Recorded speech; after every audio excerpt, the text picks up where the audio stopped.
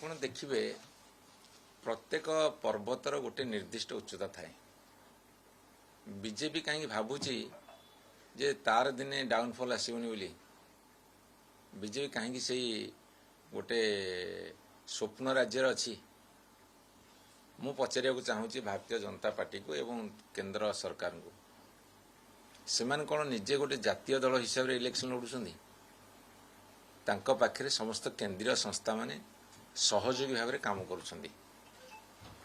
ଯେମିତି ବିଭିନ୍ନ ଜାଗାରେ ବିଭିନ୍ନ ଦଳ, ଜାତୀୟ ଦଳ, ଆଞ୍ଚଳିକ ଦଳମାନଙ୍କ ସାଥିରେ କିଛି କିଛି ଜାଗାରେ ଗଠବନ୍ଧନ କରନ୍ତି, ସେମିତି ଭାରତୀୟ ଜନତା ପାର୍ଟି ଯେତେ ସବୁ କେନ୍ଦ୍ରୀୟ ସଂସ୍ଥା ଅଛି, କେନ୍ଦ୍ରୀୟ ସଂସ୍ଥା କହିଲେ ଆପଣମାନେ ସମସ୍ତେ ଜାଣିଛନ୍ତି, ଇଲେକ୍ସନ୍ କମିଶନ ହୁଅନ୍ତୁ, କେନ୍ଦ୍ରର ସବୁ ଏଜେନ୍ସି ମାନେ ହୁଅନ୍ତୁ, ସେମାନେ ସବୁ ତାଙ୍କ ସାଥିରେ ଆଲିଆନ୍ସ କରିଛନ୍ତି। ତେଣୁ ଗୋଟେ ଆଲାଇଡ୍ ପାର୍ଟିମାନେ ନିର୍ବାଚନ ଲଢ଼ୁଛନ୍ତି ଏବଂ କେନ୍ଦ୍ର ସରକାରଙ୍କ ପାଖରେ ଏସବୁ ସଂସ୍ଥାମାନେ ଅଛନ୍ତି। ସେ ନିଜେ ଲଢ଼ୁଛନ୍ତି ଏବଂ ଏହି ସଂସ୍ଥାମାନଙ୍କୁ ସେ କାର୍ଯ୍ୟରେ ଲଗାଉଛନ୍ତି, ଯାହାଫଳରେ କି ନିର୍ବାଚନରେ ସେମାନଙ୍କର ପ୍ରାଧାନ୍ୟ ବଢ଼ି ବଢ଼ି ଚାଲିଛି।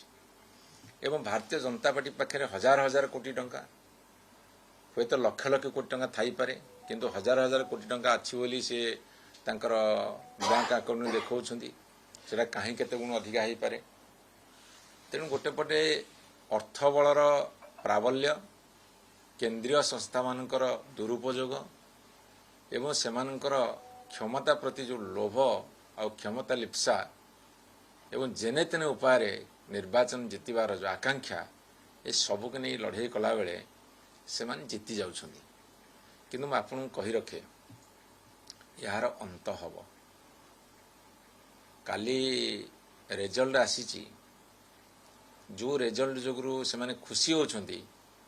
ଆଜି ଓଡ଼ିଶାରେ ଯଦି ଜନସାଧାରଣଙ୍କୁ ପଚାରିବ, ମୁଁ ଯେତେ ଲୋକଙ୍କ ସାଥିରେ କଥା ହେଇଛି, 90% ଜନସାଧାରଣ କାହିଁକି ନା କ'ଣ ପାଇଁ ତାଙ୍କ ମନ ଭିତରେ ଅସନ୍ତୋଷ ଅଛି ଏବଂ ସେ ନିର୍ବାଚନ ଫଳାଫଳକୁ ଗ୍ରହଣ କରିପାରୁନାହାନ୍ତି।